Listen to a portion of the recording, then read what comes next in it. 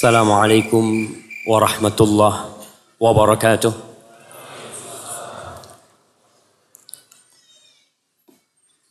Alhamdulillah alladzi arsala rasulahu bil huda wa dinil haqq liyudhhirahu 'ala ad-din kullihi walau karihal musyrikun. Segala puji bagi Allah Jalla Jalaluh yang telah mengutus Rasulnya Sallallahu alaihi wasallam dengan petunjuk dan agama yang benar, dengan Al-Quranul Karim dan dinul Islam, agar Allah memenangkan agamanya di atas seluruh agama, agar Allah memenangkannya di atas seluruh agama, walaupun orang-orang musyrik membenci hal itu. Kita semua harus yakin bahwa masa depan itu milik Islam, bahwa masa depan itu milik orang-orang yang bertakwa, dan Allah berfirman wal aqibatu lil muttaqin. Tapi hal itu bukan berarti kita diam, duduk, tidak berusaha. Allahumma salli wa sallim wazid wa barik wa an'im ala sayyidina wa maulana Muhammadin wa ala alihi wa ashabihi ajma'in. Ya Allah, semoga salawatmu, salam, berkah dan nikmatmu senantiasa kau tambahkan untuk hamba kekasihmu, untuk baginda Nabi kita Muhammad sallallahu alaihi wasallam, untuk manusia terbaik yang menanti kita di telaganya. Semoga Allah memperkenankan kita untuk berjumpa dengan Rasulullah sallallahu alaihi wasallam. Dan semoga salawat itu bersambung untuk keluarga beliau, untuk istri-istri beliau, untuk putra-putri beliau, dan untuk seluruh sahabat Nabi radhiyallahu taala anhum ajma'in. Amma ba'd. Ma'asyiral ikhwah rahimakumullah. Masya Allah. Ana lihat ada Pokemon di situ, jangan. Ada. Kayaknya nggak boleh masuk masjid itu di luar. Nah, malam ini malam tanggal 2 Rabiul Akhir 1438 Hijriah. Kita perlu kembali mengingatkan umat Islam, karena sungguh begitu sedihnya hati ini melihat saudara-saudara kita yang mengaku muslim tapi tidak tampak tanda-tanda keislaman di dirinya. Bahkan masyarakat Indonesia ini masyarakat muslim, tapi kadangkala kita malu. Kenapa tatkala kita turun dari pesawat, masuk ke sebuah airport, yang kita lihat adalah patung-patung. Sama sekali tidak ada tanda-tanda bahwa negeri ini mayoritasnya muslim. Karena memang ada yang berkehendak seperti itu. Maka kita yang sadar perlu mewarnai dan menghidupkan mereka yang sedang tertidur. Khususnya berkaitan dengan malam ini. Ada apa dengan malam ini? Buat umat Islam nggak ada apa-apa. Buat mereka yang mengikuti Muhammad sallallahu alaihi wasallam, malam ini tidak ada apa-apa. Malam ini seperti malam-malam yang lainnya. Karena Allah sudah menentukan kalender buat orang-orang yang beriman. Sejak Nabi Adam alaihissalam sampai kiamat nanti. Di surat At-Taubah ayat 36, camkan. Ingat, Islam itu bukan hanya Al-Ma'idah 51. Nah, Islam itu 30 juz Al-Quranul Karim dan sunnah-sunnah Rasul sallallahu alaihi wasallam. Dan At-Taubah 36 termasuk Islam yang kita harus memperjuangkan juga. demi tegaknya agama Allah yang kita sebagai umat Muhammad SAW kelak akan dimintai pertanggungjawaban. Di surat At-Taubah ayat 36, ayat yang sering kita dengar mungkin, yang sering dengar. At-Taubah 36. Gimana bunyinya? Baik, sebelum At-Taubah 36 ana mau tanya.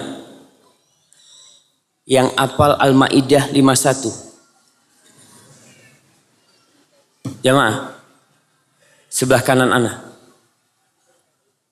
Nggak ada. Masa dia lebih tahu Al-Maidah 51 daripada antum? Nah, fadhal. Baca antum.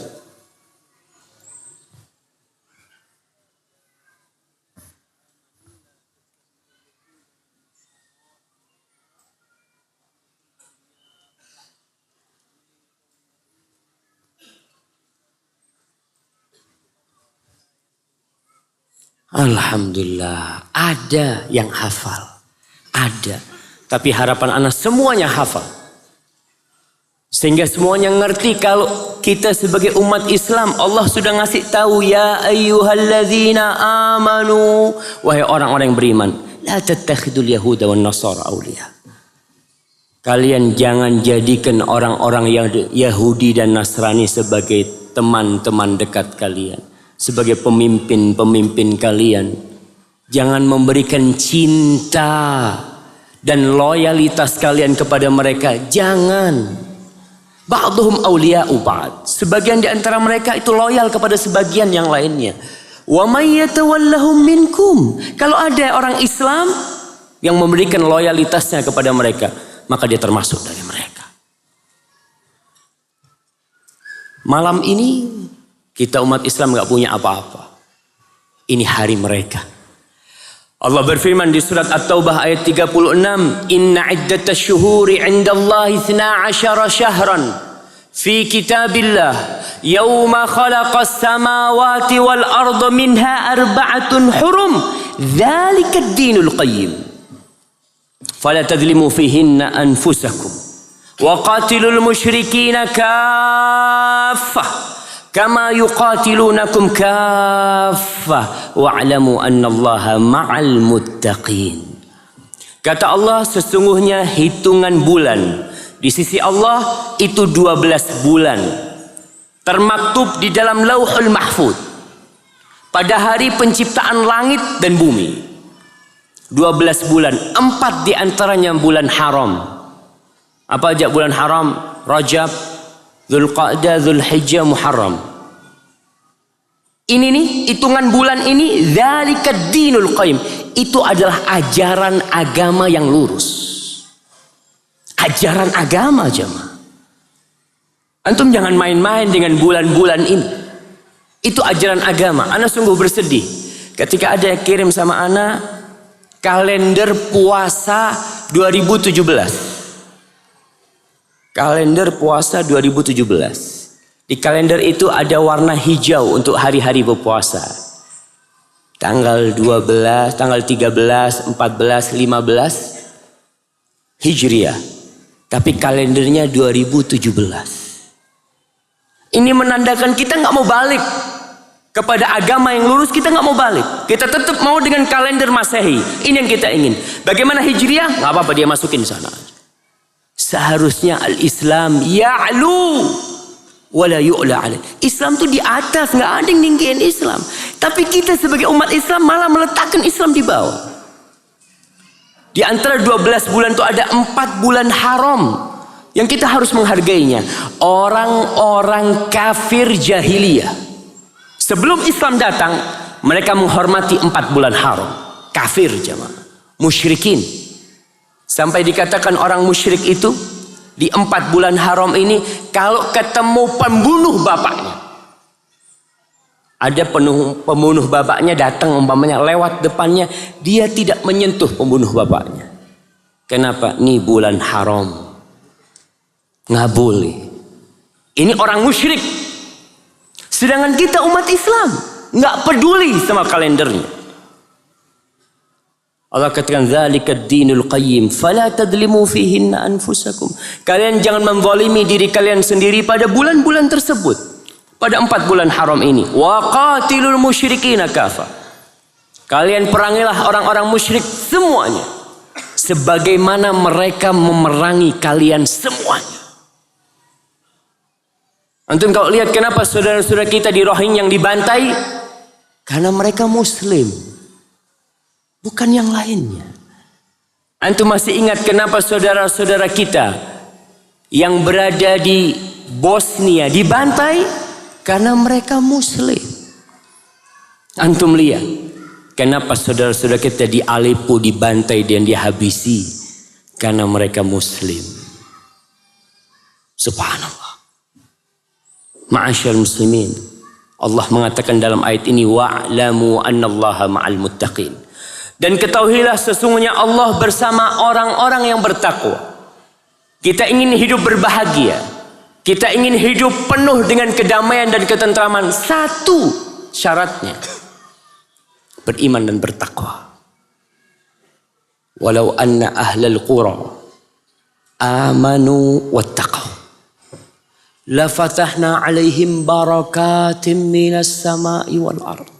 Andai kata penduduk negeri itu beriman dan bertakwa, kita di negeri kita banyak mengalami hal-hal yang begitu menyusahkan kita. Dari sisi ekonomi, dari sisi sosial, dari sisi politik, dari segala sisi. Allah katakan, andai kata penduduk negeri itu beriman dan bertakwa, niscaya Allah akan bukakan berkah dari langit dan bumi. Jadi kalau kita ingin negeri kita barokah, penuh dengan kedamaian, satu catatannya, tinggalkan segala hal yang dimurkai Allah, datang menuju Allah Subhanahu wa taala. Ma'asyiral muslimin rahimakumullah. Tema kita pada sore hari ini berkaitan dengan Rasulullah sallallahu alaihi wasallam. Ada yang tahu sama pintu surga? Berapa luasnya pintu surga?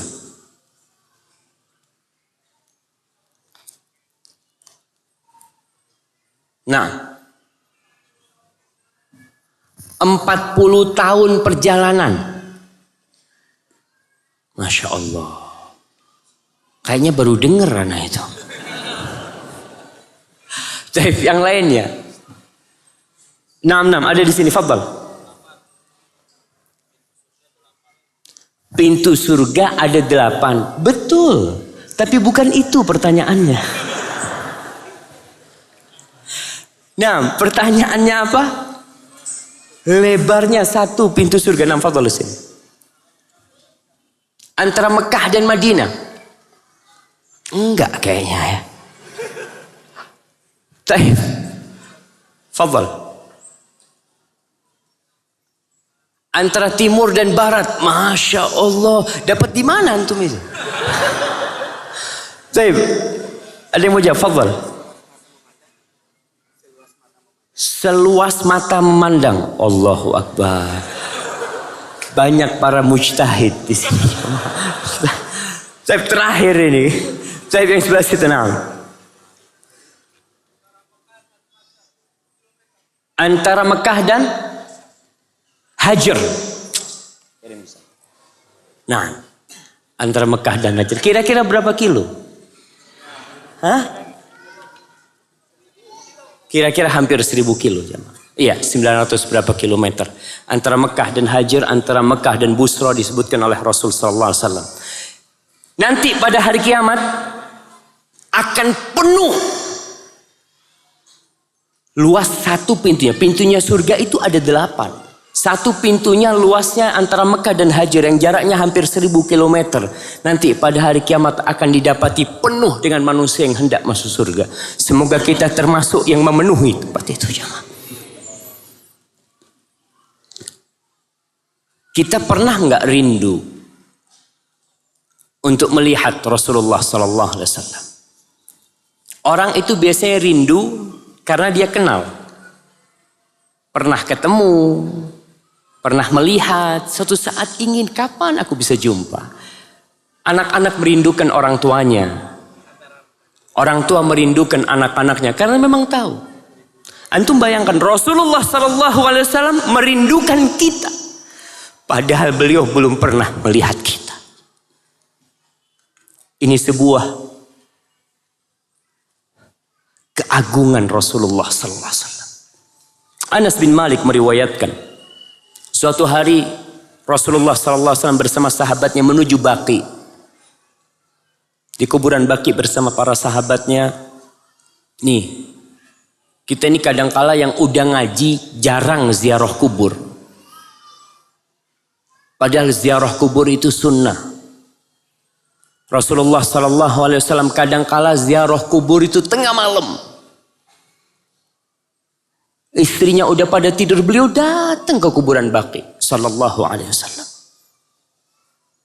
Tujuan kita ziarah kubur adalah mengingat kalau masjid ini suatu hari akan hancur. Kalau kota Bandung ini suatu saat akan lebur rata dengan tanah. Kita ingat kalau kita diciptakan bukan untuk menjadi penduduk bumi ini. Ada satu hari yang sama dengan 1000 tahun. Rasulullah SAW datang ke kuburan Baqi bersama para sahabatnya. Lalu beliau mengatakan, "Wadittu anni laqitu ikhwani." Aku betapa inginnya berjumpa dengan saudara-saudaraku. Maka para sahabat bingung, heran dengan ucapan Rasulullah SAW. Faqala ashabuh, awalaysa nahnu ikhwanak. Wahai Rasulullah SAW, kita ni apa bukan saudaramu? Nabi SAW mengatakan, antum ashabi. Kalian sahabat-sahabatku. Ikhwani alladzina amanu bi walam yarawni. Saudara-saudaraku adalah mereka yang beriman kepadaku, tapi mereka belum pernah melihat aku, kata Rasulullah SAW. Beliau merindukan untuk berjumpa kita. Apakah kita seperti itu sallallahu alaihi wasallam? Coba kita sekarang perlu membayangkan kecintaan Rasulullah SAW kepada kita. Kadangkala kita nih tidak menghargai orang karena kita nggak kenal. Coba antum umpamanya sekarang nih duduk di masjid ini. Jamaah, antum nggak bisa maju lagi jamaah. Udah nggak bisa. Hah? Coba bismillah, antum berdiri semuanya. Bismillah, berdiri, kita berdiri jamaah. Ya Allah, berdiri. Nah, udah pada berdiri? Iya, antum maju sedikit aja, terus duduk antum. Bismillah, ya Allah, kita duduk lagi.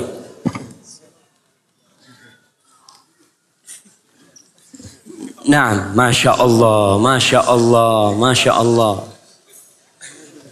Alhamdulillah. Sebagian pahanya di atas paha saudaranya. Tapi nggak apa-apa jemaah. Aduh, bisa duduk insya Allah. Kalau yang mungkin punya sakit kakinya bisa di belakang anak kosong sini. Baik. Alhamdulillah masih luas jemaah. Sebenarnya yang perlu kita perluas itu hati kita. Antum sekarang merasakan ada kaki orang lain di kaki antum. Kata Rasul sallallahu alaihi wasallam, al-mu'min lil mu'min kal bunyan. Seorang mukmin untuk mukmin lainnya itu seperti bangunan. Yashuddu ba'duhu ba'dah. Mereka saling menguatkan. Mereka saling mengkokohkan. Dan kita sekarang merasakan. Kalau saudara kita yang di samping kita adalah termasuk dari kita. Satu jasad sama kita. Ustaz. Tapi gak enak duduk kayak gini Ustaz. Nah, sebentar. Kita sampai jam berapa? Insya Allah sampai jam 7. Insya Allah.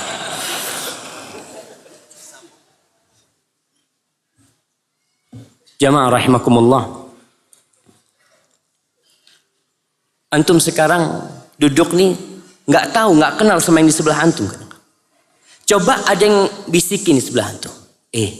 Mas, yang di sebelah antum itu adalah wali kota. Masa? Oh iya ternyata. Mari Pak, baru dia meluaskan. Fadl, kesian. Karena wali kota. Karena kenal sama dia. Kalau nggak kenal kita nggak urusan sama orang. Begitu pula kita dengan Rasulullah Sallallahu Alaihi Wasallam. Banyak di antara umat Islam yang meremehkan sunnahnya, yang meninggalkan sunnahnya, bahkan ada yang mengejek dan menghina sunnah Rasul Sallallahu Alaihi Wasallam. Ada, kita lihat. Kok bisa itu terjadi? Kesian, mereka nggak kenal sama Rasul Sallallahu Alaihi Wasallam. Allah berfirman di surat At-Taubah ayat 28, menceritakan tentang kekasih kita Rasulullah sallallahu alaihi wasallam. Dia berfirman, laqad ja'akum rasulun min anfusikum. Kata Allah, telah datang kepada kalian seorang utusan yang dia berasal dari diri kalian sendiri. Dari kita Rasul sallallahu alaihi wasallam. Azizun alaihi ma'anittum. Aziz. Beliau itu sangat sedih kalau ada yang menyusahkan umatnya. Nggak ingin umatnya itu tersusahkan oleh Rasulullah SAW. Ibnu Abbas pernah menceritakan, suatu hari Rasulullah SAW salat maghrib dan isya di jamak, tanpa ada hujan, tanpa ada apa. Beliau jamak salat di Masjid Nabawi dalam hadis riwayat Muslim. Maka ditanya Abdullah bin Abbas, kenapa Nabi melakukan itu sallallahu alaihi wasallam? Liya'laman nas an laysa fi dinina haraj. Supaya orang-orang tahu kalau agama kita ini enggak ada yang memberatkan. Itu Rasul sallallahu alaihi wasallam. Harisun alaikum. Beliau begitu bersungguh-sungguh dan semangat untuk kebaikan kalian. Bil mu'minina raufur rahim. Terhadap orang beriman, beliau sangat pengasih, sangat sayang kepada hamba-hambanya yang beriman. Ma'asyiral muslimin rahimakumullah. Pernah suatu hari Aisyah radhiyallahu taala anha melihat suaminya. Siapa suaminya Aisyah? Rasulullah SAW. Hadiahnya udah habis, mana panitianya? Buat akhwat. Oh, buat ibunya, masya Allah. Buat ibu antum, nah. Barakallahu fikum. Nah, buat ibu antum tuh. Afwan. Barakallahu fikum jamaah. Suaminya Aisyah, Rasulullah SAW. Suara apa itu jamaah? Aisyah radhiyallahu taala anha melihat Nabi lagi senang. Kata Aisyah, "Lamma ra'aitu minan Nabi sallallahu alaihi wasallam tiba nafsin." Aku melihat Nabi ini lagi bahagia nih sekarang. Maka tatkala itu aku meminta sesuatu kepada Rasul SAW. Maka ibu-ibu kalau mau minta sesuatu sama suaminya, cari waktu yang tepat. Ustaz, suami anak gak pernah senang Ustaz. Kapan anak minta? Ada suami yang setiap masuk rumah cemberut terus kayak gitu. Tapi adalah waktu-waktu tertentu suaminya beda. Kelihatan tuh lagi bahagia tuh suaminya. Ketika itu minta sesuatu, insya Allah dikasih. Tapi kalau lagi ada masalah jangan dimintain sesuatu. Yang ada malah marah dia. Aisyah tahu suaminya Rasulullah SAW adalah suami yang terbaik. Dan ternyata Aisyah masih berusaha untuk mencari waktu-waktu yang tepat untuk meminta. Apa yang dilakukan Aisyah? Kata Aisyah radhiyallahu taala anha, "Qultu ya Rasulullah, ud'ullah li." Wahai Rasulullah sallallahu alaihi wa ala alihi wasallam, aku minta kau berdoa untuk aku. Istri minta suaminya mendoakan. Maka Rasul sallallahu alaihi wasallam langsung berdoa, Allahumma ighfir li Aisyah ma taqaddama min dhanbiha wa ma ta'akhkhar wa ma asarrat wa ma a'lanat. Ya Allah, ampunilah untuk Aisyah semua dosanya Yang lalu dan yang akan datang. Yang terang-terangan dan yang dia sembunyikan. Ini doa Rasul buat Aisyah radhiyallahu taala anha wa sallallahu ala nabiyyina wasallam. Ketika Aisyah dengar doanya Nabi SAW, langsung Aisyah ini ketawa terpingkal-pingkal sampai dagunya itu ke perutnya. Orang kalau ketawa kadang-kala sampai nekuk tuh badan. Lalu Rasul sallallahu alaihi wasallam mengatakan kepada Aisyah, "Ayasurruka du'ai?" Apakah kau senang dengan doaku? Apa kata Aisyah? "Wa ma li la yasurruni du'auka." Bagaimana mungkin aku tidak bahagia dengan doa yang kau panjatkan? Ini doa Rasul SAW buat Aisyah. Lalu apa kata Nabi kepada Aisyah sallallahu alaihi wasallam? Beliau mengatakan, "Wallahi innaha la da'wati li ummati fi kulli shalah." Demi Allah, tuh doa yang aku katakan tadi, itulah doa yang aku panjatkan setiap sholat untuk umatku, kata Rasul SAW. Bayangkan Nabi itu tiap sholat mendoakan kita. Beliau mengatakan, Allahumma gfir li ummati. Ya Allah, ampunilah buat umatku dosa-dosa mereka yang lalu dan yang akan datang. Dosa-dosa yang ditampakkan dan yang disembunyikan. Masya Allah, ana lihat sebagian sudah susah duduknya jamaah. Baik, kalau antum lihat ada yang susah, antum luaskan. Kalau ada yang mau selonjor, kasih fadl antum selonjor, gantian selonjornya. Iya, kadang-kala memang nekuk kaki itu nggak enak, tapi mau gimana lagi, masjidnya nggak cukup. Ma'asyiral muslimin rahimakumullah. Nabi mendoakan kita. Sallallahu alaihi wasallam. Kita pernah nggak doakan Rasul sallallahu alaihi wasallam? Iya Ustaz. Coba hari ini. Hari ini ana mau tanya. Yang salawatnya 1000 kali ana kasih hadiah. Mana hadiah? Nah. Jamaah. Baik Ustaz. 900. Ustaz, kita nggak boleh riya Ustaz. Nah, sebagian ini sudah 1200 salawatnya. Jamaah. Kalau setiap kali antum bersolawat, antum dapat tas. Kira-kira berapa kali kita akan bersolawat buat Rasulullah SAW? Sekali kita bersolawat, Allah solawat buat kita 10 kali. Bayangkan Rasul SAW pernah sujud syukur. Beliau ketika bangkit dari sujud syukurnya menceritakan kepada para sahabatnya, tadi tuh Jibril datang ngasih kabar gembira kepada aku. Bahwa man shalla alaika salatan sallallahu alaihi biha ashra. Kalau ada salah satu umatmu yang bersalawat sekali untukmu, Allah akan bersalawat buat dia 10 kali jamaah. Antum duduk Allahumma sholli ala Muhammad, Allah membalasmu 10 salawat buat untuk dirimu. Terus kenapa kita tidak mau bersalawat buat Rasul sallallahu alaihi wasallam? Beliau akan memberikan syafaat. Kita sering mendengarkan ada orang yang menyebutkan Allahumma salli ala maulana wa syafi'ina Muhammad. Nah, Rasul sallallahu alaihi wasallam kelak akan memberikan syafaat kepada umatnya pada hari kiamat. Beliau alaihi salatu wassalam akan memberikan syafaat kepada umat. Ketika manusia di padang mahsyar, mereka tidak segera mendapatkan kejelasan. Mereka dihukum atau tidak dihukum.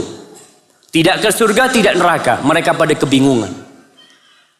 Oleh karena itu, orang yang berada di tahanan kepolisian sama orang yang berada di penjara, kondisi jiwanya lebih nyaman yang ada di penjara.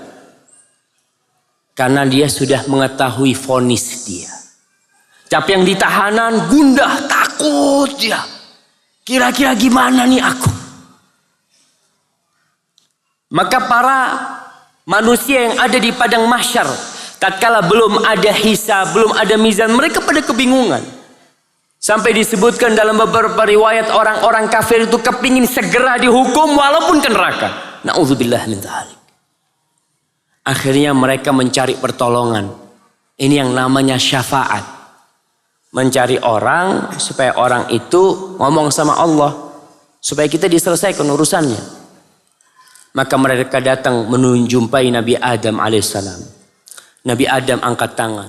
Mereka datang menjumpai Nabi Nuh alaihissalam. Nabi Nuh angkat tangan. Mereka datang menjumpai Nabi Ibrahim alaihissalam, Khalilur Rahman. Dia pun angkat tangan. Mereka menjumpai Nabi Musa alaihissalam. Nabi Musa angkat tangan. Mereka datang menjumpai Nabi Isa alaihissalam. Semuanya angkat tangan. Lalu di depan manusia jumlahnya miliaran, mereka mendatangi Rasulullah sallallahu alaihi wasallam. Mereka minta tolong supaya Nabi SAW berdoa memohon kepada Allah agar diselesaikan urusan umat ini. Ketika orang-orang datang meminta tolong kepada Rasulullah SAW, Nabi mengatakan ana laha, itu buat aku itu. Maka beliau sujud di bawah arsy. Beliau berdoa memohon kepada Allah Subhanahu wa taala. Kemudian Allah mengatakan kepada Nabi, ya Muhammad sallallahu alaihi wasallam, irfa' ra'sak, angkat kepala. Beliau sujud mohon sama Allah, kemudian disuruh mengangkat kepalanya. Sal tu'ta, yang kau pinta akan diberi. Washfa' tu syafa', kau mau ingin meminta pertolongan buat orang, akan diterima syafaatmu. Fa arfa'u ra'si, maka aku mengangkat kepalaku, mengatakan kepada Allah Subhanahu wa taala, fa aqulu ummati ya rabbi, ummati ya Rabbi, ummati ya Rabbi. Dia minta umatku ya Allah. Aku minta umatku ya Allah. Beliau ingat sama kita. Beliau tidak memikirkan diri beliau sendiri sallallahu alaihi wasallam. Kita yang disebut sama Rasul sallallahu alaihi wasallam. Fayaqul, kemudian Allah berkata kepada Nabi Muhammad SAW, ya Muhammad alaihi salatu wassalam, adkhil min ummatika man la hisaba alaihim minal babil aiman min abwabil jannah. Muhammad sallallahu alaihi wasallam, masukkan umatmu yang masuk surga tanpa hisab. Suruh mereka, persilahkan mereka masuk. Yang masuk surga tanpa hisab, masuk dari pintu kanan surga. Adapun pintu-pintu yang lainnya itu untuk semua umat. Tapi pintu kanan surga diperuntukkan yang masuk surga dari umat Nabi Muhammad yang tanpa hisab sallallahu alaihi wasallam. Hadis ini diriwayatkan Imam Bukhari. Semua nabi itu punya doa. Tapi semuanya doanya sudah dipanjatkan di dunia. Kita lihat doanya Nabi Nuh alaihi salam. Doanya Nabi Musa, Nabi Isa, sudah doa-doa mereka dikabulkan. Tapi doa Nabi Muhammad SAW, beliau mengatakan, likulli nabiyyin da'watun mustajabah. Semua nabi punya doa yang mustajab. Fata'ajjala kullu nabiyyin bida'watihi, atau kullu nabiyyin da'watahu. Semua nabi sudah mengambil doanya ketika di dunia. Wa inni ikhtaba'tu da'wati syafa'atan li ummati yaumal qiyamah. Adapun aku menyembunyikan doaku untuk umatku nanti pada hari kiamat. Syafaat buat mereka. Ma'asyiral muslimin rahimakumullah. Rasulullah sallallahu alaihi wasallam pernah menyembelih kurban. Dan setiap kali beliau menyembelih kurban, Abu Rafi', mantan budaknya Rasulullah sallallahu alaihi wasallam, cerita, beliau biasanya kalau menyembelih kurban itu beliau beli 2 ekor kambing, kabshain, saminain, aqranain, amlahain. Beliau beli 2 ekor kambing yang gemuk, yang besar, yang bagus, yang bertanduk. Itu kalau beliau berkorban sallallahu alaihi wasallam. Tapi kalau kita berkorban, kita cari yang paling murah. Kurus sedikit nggak apa-apa, yang penting syaratnya sudah sah. Kita lihat bagaimana Rasul sallallahu alaihi wasallam. Kemudian beliau sholat. Setelah sholat Idul Adha beliau berpidato. Kemudian beliau mendatangi salah seekor kambingnya di tempat sholatnya di situ. Kemudian beliau sembelih dengan pisau dengan sendiri. Beliau mengatakan, Allahumma inna hadha an ummati jami'an mimman syahida laka bitauhid wa syahida li bil balagh. Ya Allah, ini seekor kambing aku korbankan untuk semua umatku. Mereka yang bersaksi la ilaha illallah dan bersaksi Muhammad Rasulullah sallallahu alaihi wasallam. Hadis riwayat Ibnu Hibban dan dihasankan oleh Syekh Albani. Itu Rasulullah sallallahu alaihi wasallam. Beliau seringkali meninggalkan sebuah amalan karena takut memberatkan umatnya. Siapa yang menyebutkan beberapa amalan yang ditinggalkan oleh beliau karena beliau takut menyusahkan umatnya? Nggak jadi dianjurkan, nggak jadi diperintahkan. Fadhal. Bersiwak setiap sholat. Oke. Yang kedua. Naam, antum. Yang keras suaranya. Sholat tahajud. Mungkin sholat tahajud di waktu Ramadan. Nah, iya. Iya apa enggak? Taib, enggak apa-apa jemaah. Kita kasih jemaah banyak hadiahnya, tenang. Taib. Bersiwak setiap, ya sama tadi bersiwak jemaah. Udah. Taib, yang dekat-dekat sini, nah, fadhal antum. Qobliyah maghrib. Enggak sih ya. Rasulullah SAW cuma mengatakan sallu qabla maghrib, salatlah sebelum maghrib bagi yang mau, kata Rasulullah SAW. Tapi beliau meninggalkan sebuah amalan karena takut memberatkan umatnya.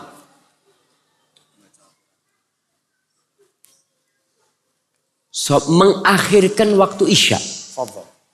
Masya Allah. Nah, Rasulullah SAW kepingin sholat isya itu di akhir malam. Di pertengahan malam ya, bukan di akhir malam. Di pertengahan malam atau sepertiga malam awal. Tapi beliau tidak melakukan itu. Kenapa? Karena takut memberatkan umatnya. Baik, apa lagi? Terakhir. Berdoa masuk WC. Kayaknya enggak ya. Salat tarawih udah tadi tuh, salat tarawih itu. Baik, sudah jamaah, cukup jamaah. Baik, kalau ada yang mau jawab fadhalan tuh. Apa? Menjaga wudhu. Kayaknya bukan jamaah. Baik, antum. Puasa setiap hari. Puasa setiap hari, sholat malam, terus tidak menikah. Kayaknya bukan, tapi nggak apa-apa, antum sudah berusaha, nak kasih hadiah. Nah, tadi udah disebutkan beberapanya. Di antaranya, beliau sallallahu alaihi wasallam mengatakan, laula an asyqa ala ummati, andai kata aku tidak takut memberatkan umatku, ma qa'adtu khalfa sariyah, wala wadidtu anni uqtalu fi sabilillah, thumma uhya, thumma uqtal, thumma uhya, thumma uqtal. Rahul Bukhari. Andai kata aku tidak takut memberatkan umatku, niscaya aku akan selalu berada di setiap peperangan. Beliau kadangkala perang berangkat sendiri, kadangkala menyuruh sahabatnya untuk memimpin. Tapi beliau tidak, karena takut memberatkan umatnya. Maka beliau kirim beberapa sahabat, yang lainnya nggak berangkat, berada di Madinah. Dan aku kepingin, ketika aku perang, aku terbunuh. Kemudian aku dihidupkan kembali. Untuk apa? Untuk terbunuh kembali. Kemudian aku dihidupkan kembali. Untuk apa? Untuk terbunuh kembali. Sallallahu alaihi wasallam. Itu niat beliau, ingin mati syahid di jalan Allah Jalla Jalaluh. Ma'asyiral muslimin rahimakumullah. Rasulullah sallallahu alaihi wasallam menanti kita di telaganya.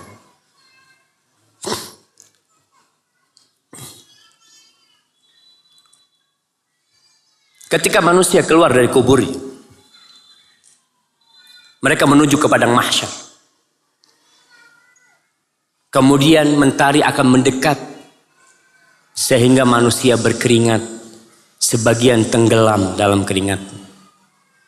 Semua tergantung amal perbuatannya. Kita tuh sering bergurau sama sahib kita. Kadangkala kita keluar, sandal kita nggak hilang. Sandal sahib hilang. Apa kata kita? Tergantung amalnya. Nah, tergantung amalnya. Betul, semua itu tergantung amalnya. Orang ketika di timbangan tergantung amalnya. Orang ketika di pembagian rapot tergantung amalnya. Orang ketika melewatin sirat tergantung amalnya. Semua tergantung amalnya. Biqadri amali. Memang tidak ada manusia yang masuk surga sebagai pengganti amalannya, nggak ada. Orang masuk surga itu dikarenakan rahmat Allah subhanahu wa ta'ala kepada kita. Karena kita beribadah, kita beramal, itu Allah yang ngasih sama kita. Antum bisa datang ke sini nih, Allah yang menggerakkan hati antum. Sehingga antum bisa berjalan ke tempat ini. Antum sekarang duduk di tempat ini dalam kondisi berdempet-dempetan, tapi antum sabar. Siapa yang menguatkan hati antum? Allah Jalla Jalaluh. Antum bisa ruku, bisa sujud, antum bisa bersedekah, antum bisa berumrah, bisa berhaji. Siapa yang melakukan semua itu kepada kita? Allah Jalla Jalaluh. Cuma amal ini sebagai sebab. Ketika matahari mendekat, lalu mereka menuju ke haud, telaga. Para ulama berusaha untuk menyusun perjalanan di padang mahsyar itu. Ada khilaf di antara mereka. Karena memang susunan tidak ada dari Rasulullah SAW. Tapi mereka menyimpulkan dari hadis-hadis Rasul dikumpulin. Kayaknya nih yang pertama itu telaga. Setelah manusia di telaga, mereka menuju ke mizan. Timbangan. Setelah dari timbangan baru mereka menuju ke sirat. Mereka meringkasnya dengan ucapan Hims. Hims itu nama kota di Suriah. Semoga Allah membebaskan saudara-saudara kita dari cengkeraman Bashar Assad dan kaum. Haud, mizan, sirat. Nabi SAW mengatakan dalam hadis riwayat Bukhari dan Muslim, Inni faratukum alal haud.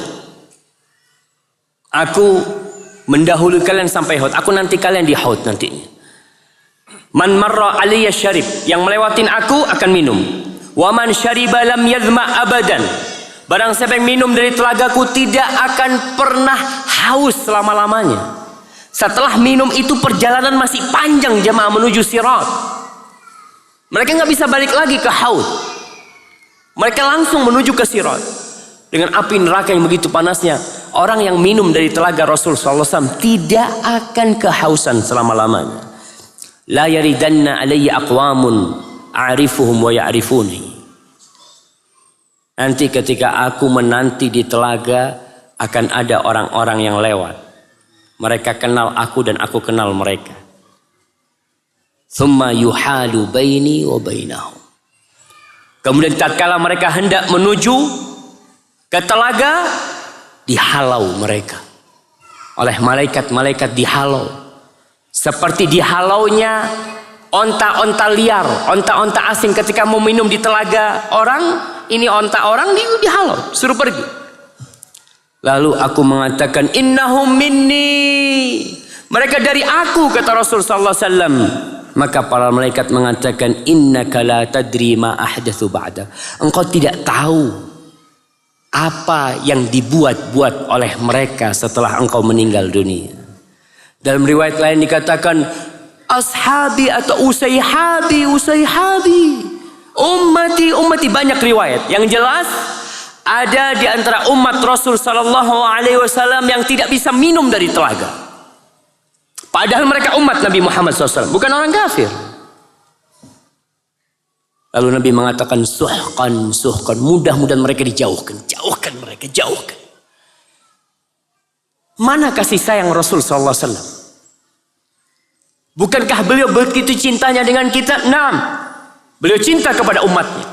Tapi tatkala umatnya tidak mengikuti Rasul SAW, maka beliau meninggalkan umatnya.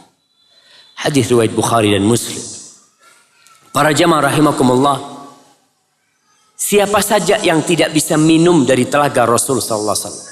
Para ulama menyebutkan, mereka menyimpulkan ada 5 orang yang tidak bisa minum di telaga Rasul sallallahu alaihi wasallam. Ana ringkaskan dari ucapan Al-Imam An-Nawawi dalam Syarh Muslim, Al-Imam Ibnu Hajar Al-Asqalani dalam kitabnya Fathul Bari, dan ulama-ulama lainnya. Yang pertama adalah orang-orang yang murtad setelah wafatnya Rasulullah SAW. Mereka masuk Islam di masa Nabi SAW, datang menjumpai Nabi SAW, kemudian murtad. Maka orang ini kan Nabi kenal sama mereka. Mereka kenal sama Rasul SAW. Mereka tidak akan minum dari telaga Nabi SAW. Nabi ketika hidup memandang mereka adalah orang Islam. Murtadnya mereka setelah wafatnya Rasul SAW. Jadi Nabi nggak tahu. Yang kedua, orang-orang yang murtad. Ini yang pertama, orang-orang yang murtad di masa Nabi SAW. Yang kedua, orang-orang yang murtad setelah meninggalnya Nabi SAW. Dan Nabi nggak tahu kalau ternyata mereka sudah kafir. Ini yang kedua. Yang ketiga, orang-orang munafik. Orang-orang munafik. Jamaah, kira-kira di masjid kita ada orang munafik enggak? Ada enggak? Wallahu a'lam. Tapi di masa Rasul sallallahu alaihi wasallam yang berkhutbah di atas mimbar adalah Nabi Muhammad sallallahu alaihi wasallam. Yang jadi imam adalah Rasulullah sallallahu alaihi wasallam. Makmumnya ada yang munafik. Makmumnya. Kalau di masa Rasul sallallahu alaihi wasallam ada orang-orang munafik, apalagi di masa kita. Maka Nabi sering menyebutkan athqalus salati 'alal munafiqin. Ana izin minum dulu jemaah. Bismillah.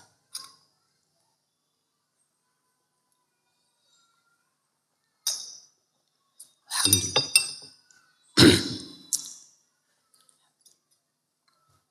Kata Rasul sallallahu alaihi wasallam, salat yang paling berat buat orang-orang munafik, salat apa? Masya Allah, pada angkat tangan semuanya. Taib, yang paling berat sholat isya dan sholat subuh. Maka kalau antum merasa berat sholat isya ke masjid ya, ke masjid, maka antum perlu bertanya, jangan-jangan ana munafik. Subuh, ketika orang-orang ke rumah Allah, antum tiduran di rumahnya. Kenapa? Males, capek, hati-hati. Mungkin antum munafik. Allah mengatakan, wa idza qamu ila sholati qamu kusala yura'unan nas. Kata Allah tuh orang-orang munafik kalau sholat males. Sholat dia sholat, bukan nggak sholat. Sholat tapi males. Sholatnya pun riya. Kenapa isya dan subuh mereka nggak ke masjid? Berat buat mereka karena nggak kelihatan orang. Antum kalau sholat zuhur ke masjid, satu kampung kelihatan antum. Assalamualaikum. Masya Allah. Mau kemana mas? Masjid. Masya Allah. Zuhur, asar banyak yang kelihatan. Maghrib masih remang-remang. Isya udah gelap semua ini. Apalagi subuh. Di kota-kota besar antum kalau subuh ke masjid, siapa yang ngelihat? Satpam, terus tukang sapu jalan. Itu yang kelihatan antum. Artinya antum gak kenal sama dia. Dia gak bisa muji antum. Karena semuanya pada dalam rumahnya. Dan termasuk orang yang tidak bisa minum dari telaga Rasul SAW adalah mereka orang-orang munafik yang menampakkan keislaman tapi menyembunyikan kekufuran. Dan tanda-tanda munafik itu banyak sekali. Di antaranya orang-orang munafik itu selalu membela orang kafir. Orang munafik itu belain orang kafir, yang Islam gak dibelain. Dan kita melihat ada orang-orang Islam yang memberikan loyalitas mereka kepada orang-orang non-muslim. Allah mengatakan, Allah menegur para sahabatnya pada waktu di Madinah. Ha antum haula'i tuhibbunahum wala yuhibbunakum. Kalian nih cinta sama mereka. Mereka tuh gak cinta sama kalian. Dibohongin kalian. Pura-pura. Tapi kita, oh ini orang baik. Ini Allahu Akbar. Allah tuh tahu dengan isi hati mereka. Allah tahu. Tapi kadang-kala kita seperti hati-hati. Jangan sampai kita termasuk orang munafik. Akhirnya gak bisa ke telaga Rasul SAW. Yang keempat. Orang-orang yang merubah sunnah dan petunjuk Nabi Muhammad SAW. Sunnah Nabi dirubah Ini udah nggak relevan. Sunnah ini udah nggak cocok buat zaman sekarang. Beda zamannya. Ada orang-orang yang berusaha untuk menjadikan agama Islam agama untuk negeri-negeri tersendiri. Ada Islam Bandung, Islam Sunda, ada Islam Jawa, ada Islam Madura, ada Islam Bugis, ada Islam Papua, ada Islam Minang, ada Islam Melayu, ada Islam macam-macam. Kenapa ada yang melakukan itu? Karena mereka tahu kalau umat Islam ini Islamnya satu, maka akan tercipta kekuatan yang tidak terbendung. Orang-orang kafir tahu. Salah satu yang menyebabkan kehancuran Islam, antum tahu yang namanya Khilafah Utsmaniyah di Turki. Salah satu penyebab runtuhnya Islam Turki. Dimunculkan oleh orang-orang kafir kebencian kepada Arab. Ingat, kita ini Turki. Sehingga muncul nasionalisme Turki. Kebencian kepada semua yang datang dari Arab. Semuanya dibenci. Sampai mereka rubah azan jamaah. Bayangkan. Ketika Kamal, Mustafa Kamal, dia menjadi pemimpin, yang pertama dia lakukan menghapus bahasa Arab. Yang kedua, kalender Hijriah ditiadakan. Libur Jumat dihapus. Kemudian azan berbahasa Turki. Sampai dikatakan hampir 15 tahun. Itu kebencian kepada Arab. Orang kalau udah benci kepada Arab, benci kepada Rasul SAW. Karena nabinya orang Arab. Nabinya orang, Qur'annya bahasa Arab. Maka kita harus paham nih. Ada orang-orang yang ingin merubah Islam. Petunjuk-petunjuk Nabi mulai diabaikan. Mereka masukkan unsur-unsur yang bukan dari Islam untuk merubah agama. Ada lagi unsur-unsur kearifan lokal yang dikatakan dimasukkan ke dalam agama. Kita sungguh bersedih tatkala melihat saudara-saudara kita kaum muslimin mengantarkan kepala kerbau ke laut. Muslim pakai peci putih, pakai baju koko. Wanita yang mengiring juga pada pakai jilbab, mengantarkan kepala kerbau ke laut, dilemparkan. Untuk apa? Ini kan budaya. Mereka melemparkan kepala kerbau untuk selain Allah Subhanahu wa Ta'ala. Tapi dibungkus dengan Islam. Dirubah petunjuk Nabi Muhammad SAW. Ajaran-ajaran Nabi. Ya gimana mereka ajaran Nabi nggak tahu. Mereka lebih berat kepada dunia mereka daripada ajaran Rasul SAW. Sunnah-sunnah Nabi ditinggalkan. Kita lihat Syiah, Rafidhah. Kita lihat orang-orang Khawarij. Dan mereka membunuh sana, membunuh sini. Jadi Khawarij jamaah itu orang ahli ibadah. Jangan dipikirkan kalau orang ahli ibadah itu benar, belum tentu. Oleh karena itu di antara doa yang dipanjatkan oleh Rasul SAW, beliau mengatakan, wa as'alukal azimata 'ala rusyd. Ya Allah, aku memohon kepadamu semangat dan tekad yang kuat di atas kebenaran. Karena ada orang yang bersemangat tapi salah. Semangat dia untuk melakukan hal itu. Seperti itu terjadi dengan orang-orang Khawarij. Bagaimana orang-orang Khawarij itu sholatnya? Jangan ditanya. Kalah sholatnya para sahabat dibandingkan dengan sholatnya orang Khawarij, jauh lebih bagus sholatnya orang Khawarij. Bacaan mereka panjang, puasa mereka baca Quran cuma nggak sampai kepada hati mereka, sampai ke kerongkongannya aja. Karena mereka beragama tidak mengikuti sunnah Rasulullah. Tidak mengikuti petunjuk Nabi SAW. Orang-orang yang mungkin melakukan teror sana, teror sini. Kita sungguh bersedih. Umat Islam ini dirusak dari luar dan dari dalam. Dari dalam diobok-obok. Bagaimana dihancurkan setelah lemah, dari luar diserang. Maka kita harus merapatkan barisan menuju kemana? Menuju sunnah Rasul SAW. Karena itu jalan keselamatan. Maka orang yang merubah agama Nabi Muhammad SAW, menambahkan, mengurangi karena buat dia nggak cukup, maka dia tidak akan sampai bisa minum di telaga Rasulullah SAW. Yang kelima, yang tidak bisa minum dari telaga Rasulullah SAW. Para ulama, sebagian ulama memasukkan para pelaku dosa besar.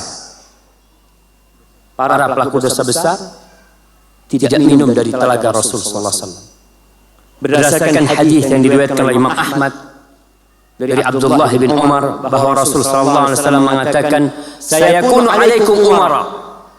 Nanti akan ada pemimpin-pemimpin di antara kalian, ya'murunakum bima la yaf'alun. Mereka memerintahkan kepada kalian apa yang mereka tidak mengamalkan. Faman saddaqahum bikizbihim wa aanahum ala dzulmihim falaysa minni. Barang siapa yang percaya sama kebohongan mereka, kebohongan pemimpin-pemimpin ini, dan membantu kezaliman mereka, maka orang ini falaysa minni, bukan dari golonganku, walastu minhu, dan aku bukan dari golongan dia, wala yarida alayya haud, dan dia tidak akan minum, tidak akan datang untuk minum di telagaku, kata Rasulullah SAW. Maka ini adalah orang-orang yang tidak minum dari telaga Rasulullah SAW. Ma'asyiral muslimin, mudah-mudahan kita bukan orang-orang yang murtad. Mudah-mudahan kita bukan orang-orang munafik. Mudah-mudahan kita bukan orang-orang pelaku dosa besar. Mudah-mudahan kita orang-orang yang menegakkan sunnah Rasulullah SAW. Tapi menegakkan sunnah Nabi Sallallahu Alaihi Wasallam di masa fitnah seperti ini butuh perjuangan, jamaah. Antum dikucilkan. Ingat, sunnah Nabi itu bukan cuma jenggot. Ini karena ada orang-orang yang memahami sunnah Rasulullah SAW, artinya berpegang teguh dengan sunnah itu pakai jenggot doang, tidak isbal. Lah, sunnah Nabi itu adalah ajaran Rasulullah SAW. Yang pertama adalah melaksanakan kewajiban dan meninggalkan yang haram. Itu artinya berpegang teguh dengan sunnah. Melaksanakan perintah dan meninggalkan larangan. Yang kedua, meninggalkan bid'ah amaliyah dan keyakinan. Urusan-urusan yang baru, yang tidak ada ajarannya, tidak ada tuntunannya, baik itu amal ataupun keyakinan, ditinggalkan. Itu artinya berpegang teguh dengan sunnah. Yang ketiga, semangat untuk mengamalkan amalan-amalan yang disunnahkan oleh Rasulullah SAW. Bukan wajib, sunnah. Qabliyah, ba'diyah, menebarkan salam, tersenyum, membantu orang. Pokoknya sunnah-sunnah Nabi SAW. Dia berusaha semampu dia. Karena ada orang yang meremehkan sunnah. Artinya ketika dia masuk ke masjid, langsung duduk. Nggak pakai tahiyatul masjid. Lalu dikatakan, Kang, tahiyatul masjid, ya kan cuma sunnah. Ada yang seperti itu. Dia meremehkan. Memang itu cuma sunnah. Tapi kita diperintahkan untuk berpegang teguh dengan sunnah. Salah satunya adalah menjalankan sunnah-sunnah yang dianjurkan. Kemudian yang keempat adalah mengajak manusia kepada kebaikan dan berusaha untuk memperbaiki yang salah di antara mereka. Itu yang artinya berpegang teguh dengan sunnah. Al-Imam Ahmad bin Hanbal, kenapa beliau disiksa, bahkan hampir dibunuh? Karena beliau mempertahankan keyakinan bahwa Al-Quranul Karim adalah firman Allah. Quran itu bukan makhluk. Quran itu firman Allah. Muncul bid'ah mengatakan bahwasanya Al-Quran itu adalah makhluk ciptaan Allah. Padahal tidak ada ucapan itu sebelumnya. Di masa Rasulullah SAW, di masa para sahabat, baru di masa Imam Ahmad muncul hal itu. Sampai Imam Ahmad mempertahankan hal itu. Disiksa beliau. Tapi beliau tetap mengatakan Al-Qur'anu kalamullahi ghairu makhluk. Quran adalah firman Allah dan dia bukan makhluk. Apa yang akan kita dapatkan tatkala berpegang teguh dengan sunnah? Yang jelas berat. Kalau kita bicara yang ringan, jenggot ini sunnah yang ringan sekali. Kenapa ringan? Antum nggak perlu keluar duit pakai jenggot. Apa harus? Saat anak nggak punya fulus untuk pakai jenggot? Nggak ada. Jadi benar-benar sesuatu yang ringan untuk diamalkan. Itu aja kita dikucilkan. Dari pekerjaan, kelihatan pakai jenggot dipanggil sama atasan. Ada apa pakai jenggot? Aliran apa nih? Subhanallah. Katanya kita ini negara yang menghormati hak asasi manusia. Apa urusan jenggot sama kerjaan anak? Kan yang nilai itu kerjaan anak. Kalau anak kerjaan nggak benar, oke ditegur. Kalau anak baju anak seragam, anak seharusnya pakai baju putih, anak pakai baju hijau, tegur oke. Ini urusan jenggot anak. Mungkin ada orang, kenapa alismu kok nyambung? Apa urusanmu alis itu nyambung? Nggak nyambung. Semua kebohongan. Mereka yang berbicara tentang ham, bohong. Kalau sudah berkaitan dengan umat Islam, nggak ada. Nggak ada. Tapi kalau dengan Muslim, ham. Kenapa? Itulah yang Allah firmankan. Orang-orang Yahudi dan Nasrani tidak akan pernah ridho sampai kalian ikut agama mereka. Kita semua sedang digiring menuju ke sana. Malam ini kita akan melihat umat Islam digiring menuju ke sana. Nggak peduli sama Islam, nggak peduli sama sunnah Rasul sallallahu alaihi wasallam. Kita harus berjuang. Tapi perjuangan itu akan terasa ringan kalau antum tahu apa yang akan antum dapatkan. Umpamanya nih, antum duduk kayak gini sambil kakinya ke atas dipegang karena sempit. Tapi kalau antum tahu setiap orang yang pulang nanti akan diampuni dosanya oleh Allah Subhanahu wa taala. Antum akan tenang. Malaikat itu datang ke majelis ilmu untuk menjadi saksi. Dan mereka yang datang di majelis ilmu akan dikatakan kepada mereka, "Maghfuran lakum, kalian bangun semua. Sudah diampuni dosa kalian." Sampai tatkala Allah mengampuni hamba-hamba yang datang ke majelis ilmu, Allah mengatakan kepada para malaikatnya, "Ushidukum anni ghafartu lahum." Aku jadikan kalian saksi, aku sudah ampuni semua mereka yang datang ke majelis ilmu. Para malaikat bertanya, "Ya Allah, itu ada satu orang yang dia sering nggak ikut kajian, cuma mampir doang. Kan ada orang yang kadang-kala lewat, ada apa rame-rame nih?" Iya. Dia kemudian duduk. Sebenarnya nggak ada niat ikut kajian, nggak ada. Dia duduk. Yang itu pun diampuni dosa. Humul qaum la yashqa bihim jalisuhum. Mereka adalah suatu tatanan masyarakat satu kelompok yang tidak akan sengsara orang yang duduk bersama mereka. Maka kita siap duduk seperti ini dengan harapan, ya Allah, mudah-mudahan keluar dari sini dosaku sudah diampuni. Amin. Terus kalau kita berpegang teguh dengan sunnah, kita dapat apa? Yang pertama, berjumpa dengan Rasul sallallahu alaihi wasallam. Minum dari telaga Nabi Muhammad sallallahu alaihi wasallam. Jelas. Beliau menanti kita. Bagaimana beliau mengenal umatnya, ya'ti yaumil qiyamah ghurran muhajjalin. Umatnya itu akan datang dengan bekas wudu di dirinya. Maka beliau mengenali umatnya walaupun belum pernah berjumpa dengan antum. Ketika antum menegakkan sunnahnya, antum akan dekat dengan Rasul sallallahu alaihi wasallam. Yang kedua, masuk surga.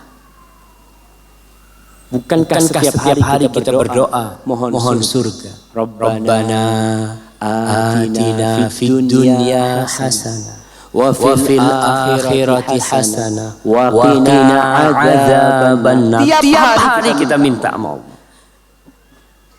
Doa nggak cukup, harus ada usaha. Salah satu usahanya adalah mengamalkan sunnah Rasul sallallahu alaihi wasallam. Supaya nggak lupa ya, mau tanya. Maksudnya berpegang teguh dengan sunnah itu apa? Nah, fadhal. Kita sebutkan tadi 4 hal ya. Nah, yang nyatet mana? Yang nyatet. Masya Allah, catat, fadhal. Nah, mana mic-nya jemaah? Nggak ada mic di sini. Baik, sudah antum baca. Itu tuh mic-nya dipegang. Nah. Melaksanakan perintah dan meninggalkan larangannya. Yang pertama, makna berpegang teguh dengan sunnah itu melaksanakan perintah dan menjauhi larangan. Yang kedua, meninggalkan bid'ah. Meninggalkan bid'ah baik itu amaliyah atau i'tiqadiyah. Amaliyah itu perbuatan, i'tiqadiyah keyakinan seperti keyakinan yang orang Syiah bahwasanya para imam itu maksum tidak berbuat dosa. Seperti mengkafirkan orang-orang yang tidak kafir, itu bid'ah i'tiqadiyah. Baik, yang kedua. Yang ketiga, semangat untuk mengamalkan sunnah Nabi sallallahu alaihi wasallam. Semangat untuk melaksanakan sunnah Rasulullah sallallahu alaihi wasallam. Nah, yang keempat, mengajak manusia kepada kebaikan. Mengajak manusia kepada kebaikan dan memperbaiki mereka dari kesalahan mereka. Barakallahu fiikum. Alhamdulillah. Ana benar-benar berbahagia. Karena yang akan melanjutkan perjuangan adalah yang muda-muda kayak gini. Kalau generasi yang tua itu ya sudah maghrib. Iya, sudah maghrib artinya udah mau terbenam gitu jemaah. Matahari udah terbenam gitu. Tapi yang muda-muda yang akan melanjutkan. Jadi kalau yang muda udah duduk di depan, alhamdulillah. Yang tua duduk di belakang, tafadhal, enggak apa-apa. Nah, tapi kalau yang muda senden, ini nggak bagus ini. Kadang-kadang ada yang muda pada senden di sana. Biarkan tembok itu untuk yang tua-tua. Yang muda maju ke depan. Taib. Jadi yang pertama kalau kita berpegang teguh dengan sunnah Rasul sallallahu alaihi wasallam akan minum dari telaga Nabi alaihi wasallam dan berjumpa dengan beliau. Yang kedua masuk surga. Rasul sallallahu alaihi wasallam mengatakan, "Kullu ummati yadkhulul jannah." Semua umatku itu masuk surga. Illa man aba. Kecuali yang enggan masuk surga. Ada orang yang enggan masuk surga? Nggak ada. Maka para sahabat bingung. Waman ya Rasulullah sallallahu alaihi wasallam. Siapa tuh orang yang enggan masuk surga? Siapa? Kayak apa tuh orangnya? Maka beliau menjelaskan sallallahu alaihi wasallam, man ata'ani dakhalal jannah wa man asani faqad aba. Rawahul Bukhari. Barang siapa yang taat kepadaku pasti masuk surga. Dan barang siapa yang durhaka berarti dia enggan masuk surga. Maka kembali sunnah itu artinya melaksanakan perintah dan menjauhi larangan. Itu salah satu makna berpegang teguh dengan sunnah. Baik. Yang ketiga.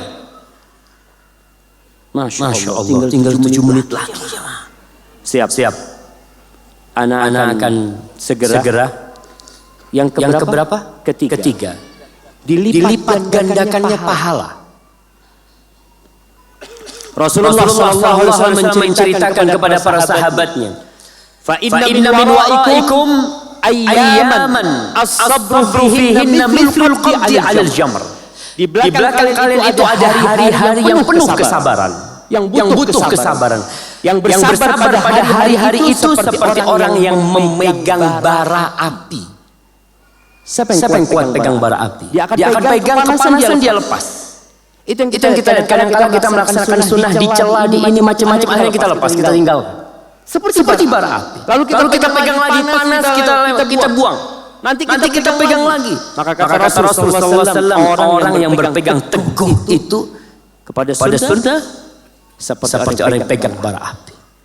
Lil amili fihin mithlu ajri 50 rajulan ya'maluna mithla amalikum. Yang beramal pada hari itu, artinya berpegang teguh dengan sunnah, mengamalkan Islam yang benar, itu akan dapat pahala seperti 50 dari kalian. 50 dari sahabat Nabi Muhammad sallallahu alaihi wasallam. Antum bayangkan. Maka mereka mengatakan, ya Rasulullah, 50 dari mereka apa dari kita? Dari kalian, kata Rasulullah SAW. Berpegang teguh di masa Rasulullah SAW gampang, mudah. Karena semuanya udah sunnah. Tapi berpegang teguh sekarang jamaah, antum bisa menjaga keimanan. Keluar perempuan, oke, di sekitar masjid pada pakai kerudung. Lewat sedikit, lepas kerudungnya. Agak jauh sedikit, kainnya kurang. Ada orang-orang yang pakai kain kurang bajunya. Kita kalau orang di Mekah umpamanya bisa jaga keimanan dan sunnahnya, wajar. Ketika azan semua toko tutup, kita mau beli nggak bisa, ngapain? Ya udah ke masjid. Orang beli nggak bisa, akhirnya dia ke masjid. Karena kondisi yang memaksa dia. Perempuannya pada pakai abaya dan baju-baju yang besar. Kadang-kala kita hanya bisa melihat mata mereka, sehingga kita akan terjaga. Tapi di masa yang penuh fitnah, akan mendapatkan pahala 50 dari sahabat Nabi Muhammad SAW. Yang keempat, orang yang berpegang teguh dengan sunnah, insya Allah husnul khatimah.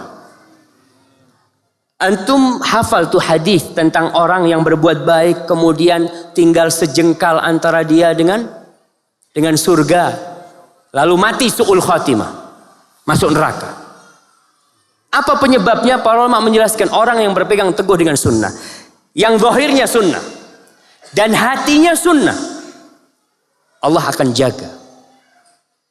Katanya Abdul Khaliq Al-Ashbili, dia mengatakan tidak pernah dijumpai orang yang mati su'ul khatimah dalam kondisi orang itu berpegang teguh dengan sunnah, zahir dan batinnya. Karena ada orang yang zahirnya sunnah, zahirnya doang, datang kajian. Ana sebenarnya sih nggak senang sama kajian, cuma karena ada perintah datang ana. Dia zahirnya doang sunnah, hatinya nggak suka sama sunnah. Maka hati-hati. Kadang-kala kita lihat ada orang ini kok kelihatannya sunnah ya, tapi kok su'ul khotimah, kayaknya mati di dalam toilet, mati dalam ya mungkin dia zahirnya sunnah tapi batinnya tidak melaksanakan perintah-perintah Allah. Kemudian yang kelima, Nabi memuji SAW. Antum nih kalau dipuji sama atasan antum, sama bos antum, seneng banget. Masya Allah, Alhamdulillah. Bagaimana kalau yang memuji antum adalah Rasulullah SAW? Beliau mengatakan bada'al islamu ghariban wa sayaudu ghariban kama bada' fatuba lil ghuraba. Islam itu dimulai dengan asing Islam. Kenapa? Karena cuma Rasulullah SAW sendirian di Mekah. Masuk Islam Khadijah, masuk Islam Ali, masuk Islam Zaid, masuk Islam Abu Bakar. Mereka cuma berlima. Di tengah masyarakat yang semuanya musyrik. Asing mereka. Tambah 1, tambah 2 asing. Terus sampai 70 masih asing. Akhirnya mereka diusir dari kota Mekah. Asing mereka. Kemudian sedikit tambah sedikit terus jadi banyak. Tapi akan kembali Islam itu menjadi asing. Orang Islam asing di tengah orang-orang kafir. Orang yang berpegang teguh dengan sunnah akan terasa asing di tengah orang-orang Islam sendiri. Bisa bayangkan kalau ada orang, antumlah dulu pada waktu awal pakai jenggot, yang pakai jenggot. Pulang ke rumah, ibu langsung bingung. Nak, ada apa kok pakai jenggot, nak? Dia langsung bingung. Anaknya sholat ke masjid, ajib kata dia. Kau nggak pernah sholat ke masjid, sekarang ke masjid. Ikut aliran apa kau? Takut dia. Takut. Tapi kalau anaknya pulang dari kafe, nggak takut. Biasa anak muda, kata dia. Jadi kalau anak muda pakai tato pulang dari kafe, banyak orang tua yang tidak ketakutan, tidak khawatir. Tapi kalau anak muda pulang dari masjid pakai kopiah, udah bisa ngaji, takut orang tuanya. Karena selama ini Islam mereka bukan yang kayak gini. Wajar ketakutan itu. Dan itu kata Rasulullah SAW. Maka kebaikan buat orang-orang yang terasa asik. Kita dipuji oleh Rasulullah SAW. Kemudian yang ke-6, mendapatkan petunjuk dan istiqomah dalam kehidupan ini. Banyak pertanyaan, Ustadz, bagaimana supaya saya istiqomah? Bagaimana seorang muslim supaya bisa terus berada di jalan Allah Subhanahu wa taala? Maka taati Rasulullah sallallahu alaihi wasallam. Di surat An-Nur ayat 54, Allah mengatakan wa in tuti'uhu tahtadu. Kalau kalian taat kepada Rasul sallallahu alaihi wasallam, niscaya kalian dapat hidayah. Udah, jangan cari hidayah itu di buku filsafat. Jangan cari hidayah di buku-buku yang nggak jelas. Cari hidayah itu dari sunnah Rasul sallallahu alaihi wasallam. Baca Al-Quran dan baca sunnah-sunnah Rasul sallallahu alaihi wasallam. Dan yang terakhir, orang yang berpegang teguh dengan sunnah itu akan memiliki firasat yang kuat. Abu Uthman Al-Hayri menceritakan, man ammara sunnah ala nafsihi qawlan wa fi'lan. Barang siapa yang menjadikan penguasa dia adalah sunnah. Sunnah itu menguasai dia, perbuatan dia, perkataan dia, semua sesuai dengan sunnah. Nataqa bil hikmah. Maka kalau dia berbicara, ungkapannya akan penuh dengan hikmah. Wa man ammara al hawa ala nafsihi. Barang siapa yang menjadikan hawa nafsu sebagai pemimpin dia, ucapannya dia karena hawa nafsu, perbuatannya karena hawa nafsu, nataqa bil bid'ah, maka ucapannya akan penuh dengan hal-hal baru yang tidak sesuai dengan sunnah, bid'ah. Qala Allah Ta'ala, beliau berdalil dengan firman Allah tadi di surat An-Nur, wa in tuti'u tahtadu. Kalau kalian taat kepada Rasul SAW, kalian akan mendapatkan hidayah. Artinya kita kalau ngomong enak, firasat kita, oh kayaknya janganlah. Allah kasih kekuatan. Karena kita taat kepada Rasulullah sallallahu alaihi wasallam. Itulah jamaah yang bisa kita kaji pada kesempatan kali ini. Semoga Allah memberikan kekuatan kepada kita untuk mengikuti sunnah-sunnah Rasul sallallahu alaihi wasallam. Dan yang terakhir ana sampaikan perkataan Al-Auza'i. Dia mengatakan alaika bi athari man salaf. Hendaklah engkau berpegang teguh dengan sunnah-sunnah yang terdahulu, salafus saleh. Ikutin cara mereka, jalan mereka, langkah mereka. Wa iyyaka wa ara'ar rijal. Hati-hati sama pendapatnya orang-orang. Pendapat ini, walaupun pendapatnya itu dibungkus dengan ucapan yang indah, sesungguhnya urusan itu akan nampak siapa yang di atas kebenaran dan siapa yang di atas kebatilan. Hadza wallahu a'lam shawab. Mungkin kita masuk ke sesi tanya jawab. Fadhal. Iya, kayaknya gitu.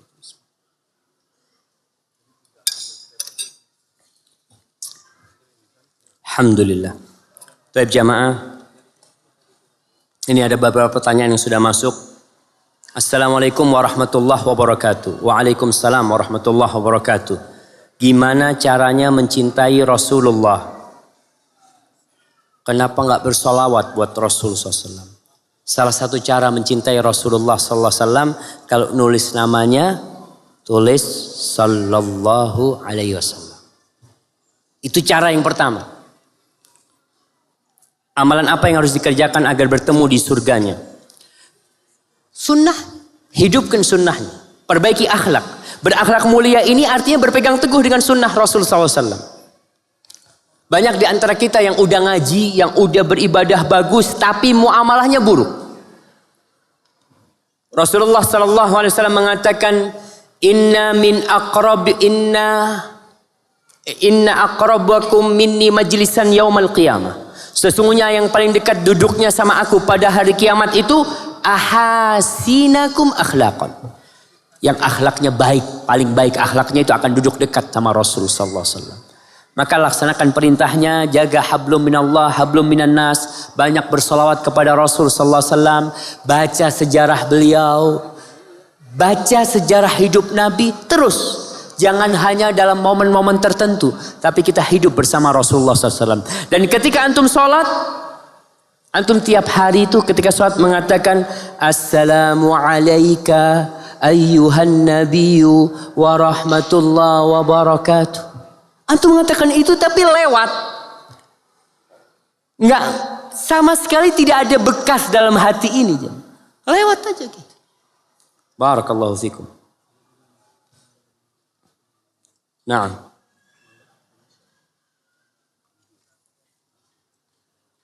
Siapa yang pertama kali dijamu di haud telaga Rasulullah SAW? Insya Allah. Umatnya keluar berbondong-bondong. Dan telaga Nabi SAW luasnya itu 1 bulan kali 1 bulan perjalanan. Dan jumlah gelas untuk minumnya itu seperti butiran bintang yang ada di langit. Ketika mereka datang, mereka langsung minum. Masya Allah. Ini ada pertanyaan yang di print. Semangat sungguhan. Assalamualaikum warahmatullahi wabarakatuh. Waalaikumsalam warahmatullahi wabarakatuh. Semoga Allah subhanahu wa ta'ala senantiasa menjaga kesehatan dan membalas semua kebaikan Ustadz. Amin. Ustadz, bagaimana seharusnya sikap seorang anak yang dilarang mencari ilmu untuk bekal akhirat di atas manhaj salaf oleh sang ayah dengan dalih tidak usah terlalu fanatik? Ana sudah berusaha mengenalkan manhaj salaf melalui saluran televisi Roja dari YouTube, namun sempat ditegur.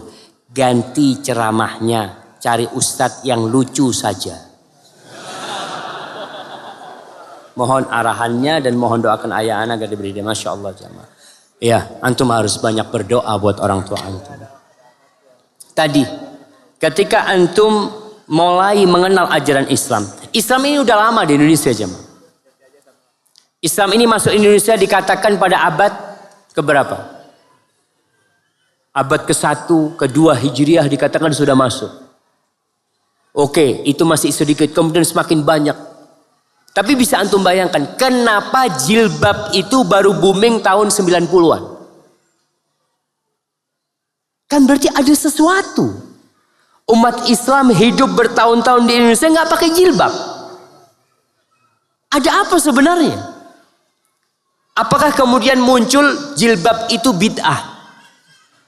Kenapa? Lawang dulu nggak ada orang pakai jilbab. Nggak ada. Berarti jilbab itu bid'ah. Karena hal baru. Iya, hal baru sebenarnya nggak baru. Al-Qur'annya itu sudah diturunkan dari dulu. Surat Al-Ahzab, surat An-Nur berkaitan dengan jilbab itu dari dulu. Cuma kitanya nggak ngerti. Maka nih orang tua memang ketika dia mengatakan kepada anaknya jangan terlalu fanatik, memang nggak boleh terlalu fanatik.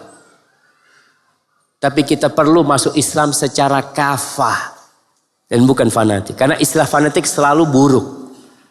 Orang itu kalau ngomong fanatisme selalu sesuatu yang buruk. Enggak, ana enggak fanatik, Mbak. Ana cuma ingin Islam yang kafah yang sebenarnya. Karena Allah mengatakan, ya ayyuhalladzina amanu udkhulu fis silmi kafah.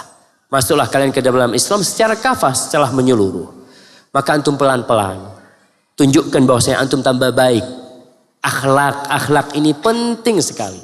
Insya Allah kalau antum tambah berbakti sama orang tua. Sebelumnya antum biasa keluar tanpa izin orang tua. Setelah antum ngaji, antum selalu pergi izin. Datang selalu cari abahnya. Assalamualaikum ayah. Salaman sama abahnya. Hormati orang tuanya. Antum setiap keluar rumah, sandal di depan rumah antum rubah semuanya. Biasanya orang kalau masuk rumah sandalnya menghadap ke rumah kan. Antum sejak sekarang nih sejak dengar ini kalau pulang ke rumah sandalnya abah sama ummi itu dibikin menghadap ke dia. Jadi kalau keluar selalu langsung pakai sandal. Ini perubahan yang ringan, tapi orang tua melihat anakku kok berubah gitu. Ini urusan yang ringan, tapi urusan akhlak. Orang melihat perubahan yang nyata. Bukan hanya dalil. Kita kadang-kadang kan dalil. Ayah, ini ada dalilnya. Ana bacakan dalilnya. Qala Allah Ta'ala. Dia sampaikan mamanya. Bukan itu yang diinginkan orang tua. Orang tua ingin perubahan yang nyata di diri anak itu. Ketika berbicara tidak mengangkat suaranya. Ketika makan di rumah selalu berusaha bagaimana ayahnya lebih dahulu daripada dia makan.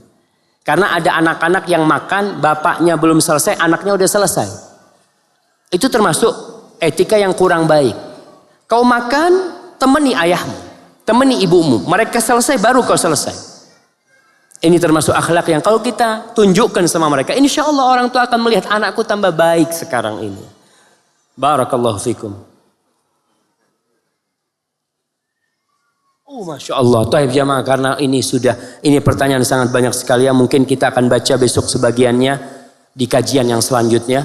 Besok masih ada kajian karena sudah mau masuk waktu maghrib, harus persiapan untuk ambil wudhu dan jemaahnya mungkin terlalu banyak untuk wudhu bersama-sama. Maka kita cukup sampai sekian. Tapi terakhir ana mau kasih hadiah terakhir lah. Buat jemaah yang paling jauh. Masya Allah, ada yang angkat tangan. Itu dari mana? Dari mana? Malang. Ada yang dari Malang jemaah. Baik. Kasih ke yang Malang itu. Antum dari mana? Sumatera Selatan. Datang mau kajian apa memang berlibur ke sini? Atau kuliah di sini? Masya Allah. Antum? Mana? Aceh. Tinggal di sini. Apa? Kuliah. Ya kalau kuliah di sini antum orang Bandung mah. Yang nggak kuliah, yang memang datang mau kajian. Dari Balikpapan, datang mau kajian memang. Masya Allah, oke lah nggak apa-apa lah. Terakhir ini sudah. Barakallahu fikum jamaah. Khusus antum kirim ke belakang tuh ada yang khusus katanya. Taib, para jamaah, kita cukupkan sampai sekian. Semoga ilmu yang kita dapat tidak hanya menjadi wacana, tidak hanya menambah wawasan kita, tapi ilmu itu untuk diamalkan. Sehingga kita bisa meniti jalan Rasul SAW dan bertemu dengan Nabi SAW kelak di telaganya. Subhanakallahumma wa bihamdika asyhadu an la ilaha illa anta astaghfiruka wa atubu ilaik. Wassalamualaikum warahmatullahi wabarakatuh.